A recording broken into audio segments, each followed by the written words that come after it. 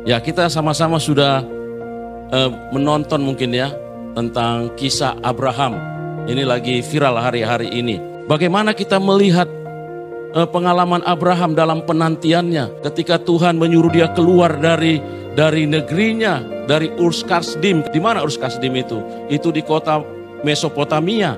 Di mana itu keberadaannya? Dekat Baghdad. Bahkan di mana Baghdad itu? Dekat dengan Taman Eden. Di mana Taman Eden itu? Itu ada lokasi yang sangat terdekat, yaitu ada Sungai Efrat dan Sungai Tigris. Kemudian kita harus ketahui latar belakang dari Abraham adalah keluarga penyembah berhala. Nah, kemudian kita belajar lagi, saudara, kisah daripada Abraham, Bible historis. Siapakah Abraham?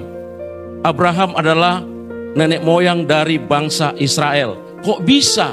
Kita harus melihat secara alkitabiah. Ini versi kita, perspektif sudut pandang dari Alkitab. Nah, memperkenalkan bahwa dia mempunyai dua anak. Yang pertama bernama Ismail, yang kedua bernama Ishak.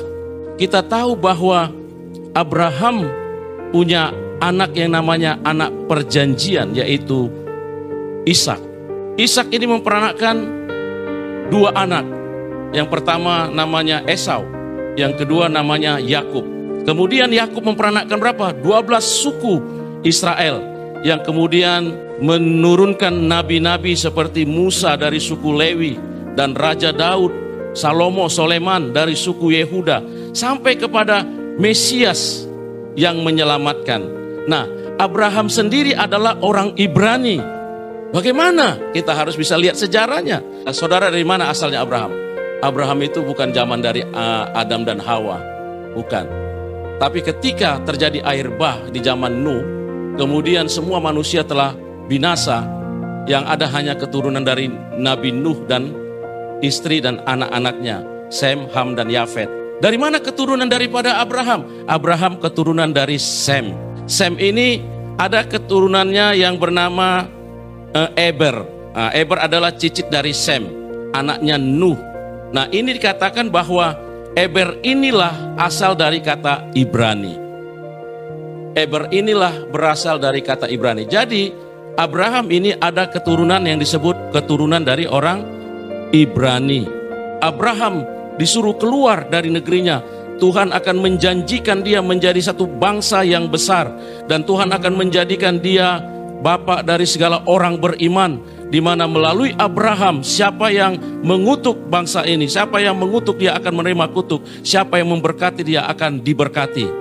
Melalui keturunan Abraham inilah kita lihat mulai perjanjian Tuhan dinyatakan. Tetapi sebelum itu kita lihat dalam peristiwa ini Abraham diuji imannya. Pertama diuji imannya sampai berapa puluh tahun, hampir dia masuk 100 tahun. Tuhan sudah berkata sebelumnya, Abraham, keluar dari negerimu, aku akan menjadikan engkau bangsa yang besar. Lihat di langit bintang-bintang, kau lihat pasir ini, kalau kau bisa menghitung jumlahnya, sedemikianlah jumlah keturunanmu. Tetapi apakah mudah ketika janji itu tidak ditepati secepat itu? Mereka menanti dengan waktu yang panjang, sehingga Sarai dia merasa sudah gak tahan dengan kasihan dengan suaminya Abraham, sehingga diberikanlah Hagar. Godaan, akhirnya melalui Hagar inilah lahir Ismail. Dan Tuhan juga tidak membiarkan Ismail. Tuhan juga memberkati Ismail menjadi satu bangsa yang besar. Tidak mudah, waktu yang panjang. Abraham hampir usia 100 tahun. Kemudian setelah itu Tuhan tepati janjinya, mengandunglah Sarai. Setelah anaknya mulai bertumbuh remaja, Tuhan berkata lagi kepada Abraham, Abraham, engkau harus mengorbankan anakmu. Kau harus mempersembahkan, pergilah ke Bukit Moria. Aku tunjukkan satu tempat bagimu, kau bawa korban persembahan ke sana. Saudara, kira-kira tahukah kita ini gambaran daripada hati Bapa, di mana dia nanti akan mengorbankan anaknya Yesus Kristus bagi kita. Seperti apa hatimu ketika engkau menghadapi hal ini? Tapi aku ingin melihat imanmu, Abraham. Apa engkau berani bertindak ketika engkau kuberikan anak satu-satunya kepadamu? Kemudian beranikah engkau mengorbankannya bagiku? Iman Abraham harus teruji.